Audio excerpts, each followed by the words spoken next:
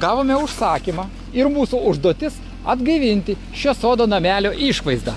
Keičiame garažo stogą, visus skardos lankstinius, vėjaskardės, kraigą, pakalimai nauji bus, nes jie išpuvo. Toliau atgaivinsime garažo vartus, reikės perdažyti. Kadangi namas jau senokas, šeimininkė čia gyventi nesiruošia, jinai nori tik retkaršiais atvažiuoti, daržą apsėti, sakykime, obuolių, daržovių pasirinkti ir prašė daug neinvestuoti į namo remontą.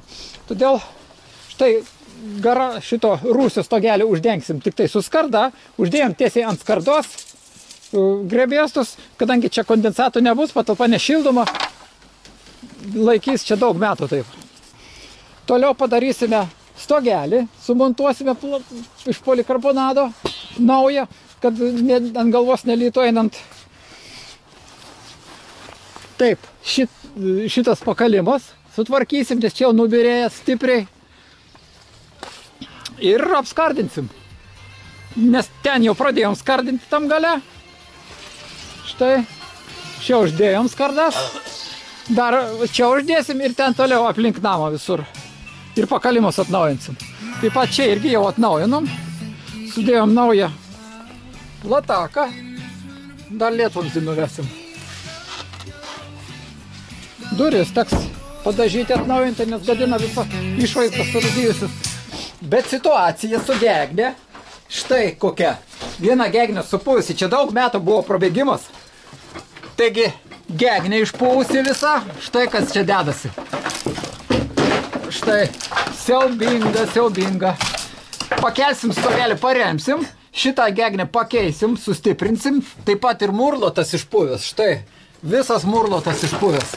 Teks irgi išardyti, dėl to ir atidarėm čia stogo dangą, išardysim, pakeisim viską, atnaujinsim ir tada montuosim ant viršaus grebėsos ir taip toliau stogo dangą.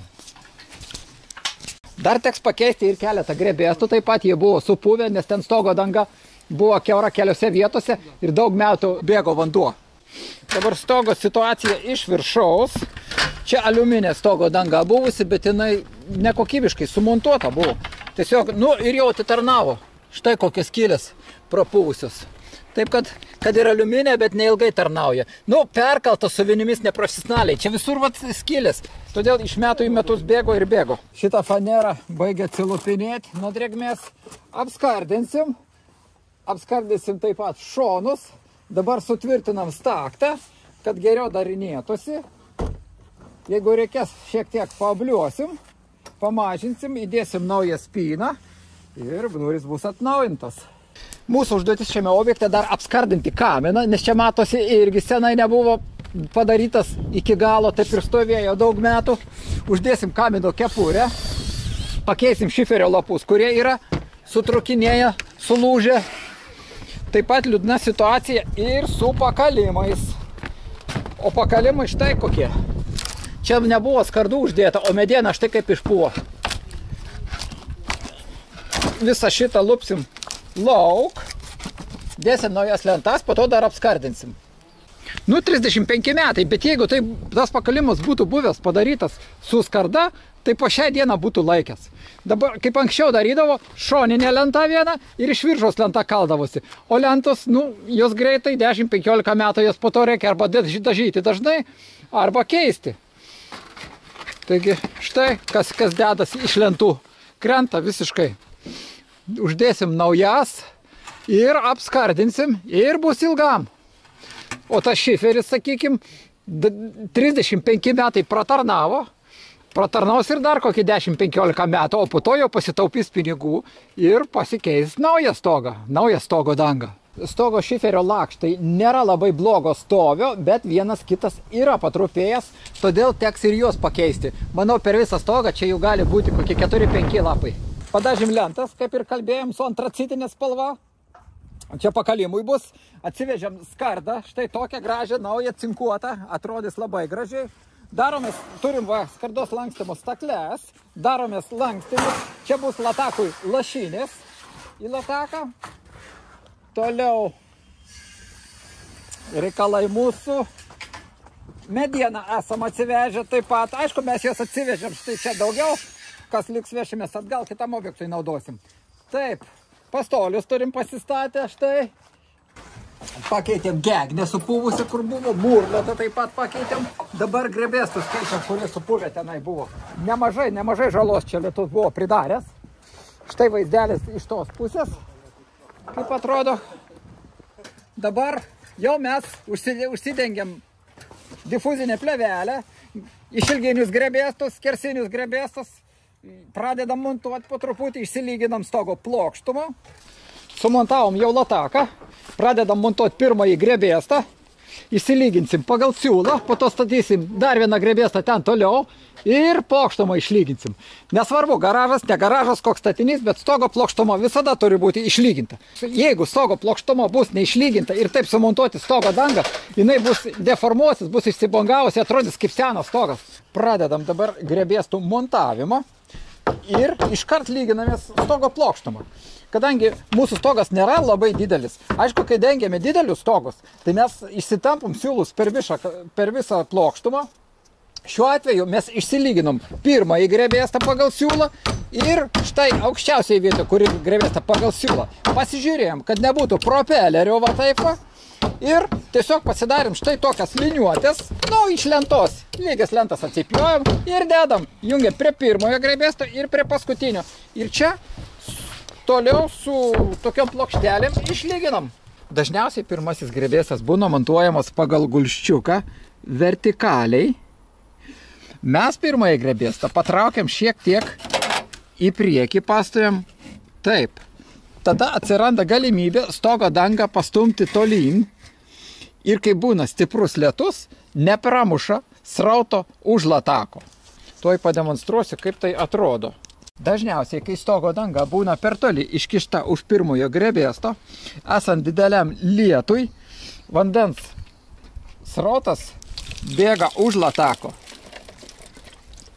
Mes montuojam pirmąjį grebėstą šiek tiek toliau, todėl atsiranda galimybė stogo dangą pakelti aukštyn. Štai taip.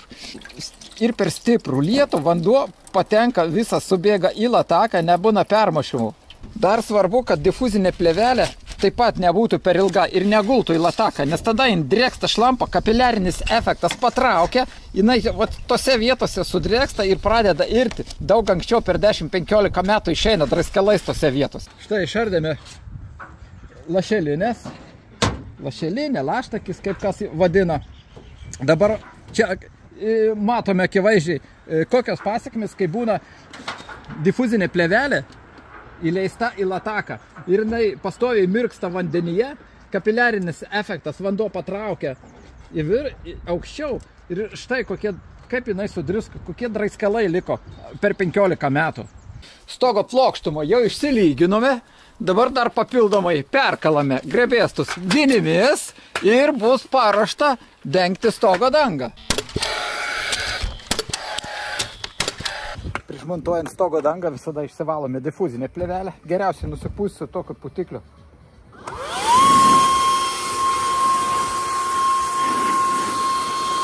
Stogo lakštą mums reikia perpjauti per pusę. Va taip. Norint nukirpti stogo dangą per pusę su žirklėmis, štai pavyzdžiui, susiploja ir deformuojasi. Po to, jeigu norima sujungti, ten neprigula, šiek tiek tarpai, negražiai atrodo. Štai kaip išsilygino. Suprantama, kad stogo dangos su tokiais abrazyviniais diskais pjauti negalima, nes nuo jų metalas kaista, kraštai išdega, po to rūdyja. Tam, kad nupjauti stogo dangą lygiai, kad gražiai prigultų, atrodytų kaip iš gamyklos, mes naudojam štai tokius specialius diskus. Jie nekaitina metalo. Turime dar ir tokį, čia taip pat skirtas metalui. Jie karpo plieną gabaliukais tokiais ir gražiai nusipjauna. Štai kaip gražiai nupjoviau. Dabar atrodo kaip naujas.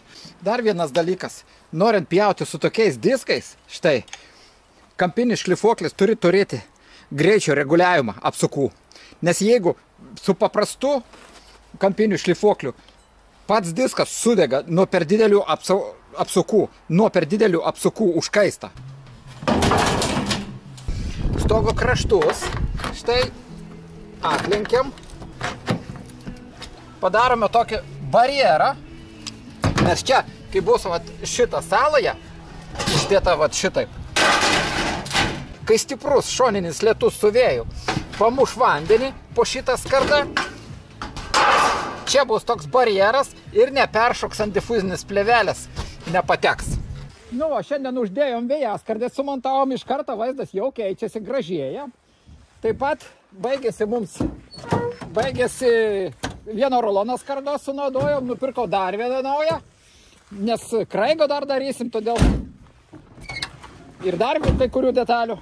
Taip pat nupirkau dar papildomus šiferio lapus 3, nes manau, kad ten visus pakeist, pamatėm, kad daugiau yra jų pažeistų. Taigi, nupirkau, jūs kaip minėjot, kad sniegą pripūsto per kraigą į vidų. Specialias tarpinės kraigo nupirkau. Jas užsandarinsim ir sniego nebepripūstys po stogo ten viršui. Toliau, nupirkom dar, čia šiferio varžtams galvutės, čia nupirk dažai pakalimui, čia dažai garažui, čia irgi garažui, dažai iškart su rūdžiu surišėjo ir su gruntu, 3 viename. Sklepo stogelį jau uždėjom, dar čia latakėlį uždėsim, vėjaskardis uždėjom, dabar jau bus sandarų nepratekės, iš priekio štai, čia irgi skardos detalę uždėsim, šiandien gal ir nebaigsim, bet jau rytoj bus užbaigta. Darysim durims atskardinimą, pramušam standumo briaudas ir be to profesionaliau atrodys.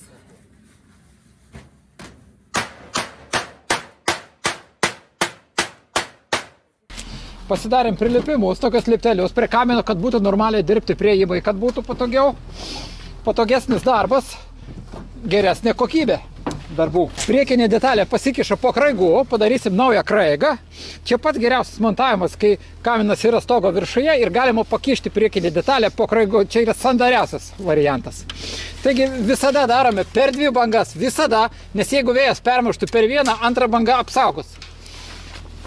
Taip pat ir iš tos pusės, irgi per 2 bangas visada, per vieną, 2 bangas. Taigi pirmoji detalė bus padaryta, išsimontuosim šoninės ir po to apatinę. Kaip darysim naują kaminų sijoną, taip darysim ir naują kamino kepurę. Čia tiek metų prastovėjo, bet mūrininkai buvo geri, nei siūlės, nei išbėrėjo nieko. Bet dabar užtaisysim, kad krituliai ant plytų nekristų ir šaltis siūlių neardytų. Padarysim su nuolydžiu į šonus. Taip pat kraigo detalės irgi keisim. Jo labiau, kad kai kurie šiferio lapai yra suskilę, jos vis tiek reikės keisti, kraigą nuimti ir po to vėl uždėti. Jo labiau jis jau senas, prie naujų lankstinių nesiderins. Atnaujinsim, kad gražiai atrodytų. Atsirado dar vienas papildomas darbas – atnaujinti garažo duris. Taip pat nuvalysime, nušveisime su kampiniu šlifuokliu. Jo čia pradėjome šveisti, valosi gerai. Aišku, darbo yra, patrinti reikia, bet nusiima ir dažai, ir rūdis. Štai kaip. Taigi perdažysim su specialiais dažais, atsinaujins, vaizdelis bus super.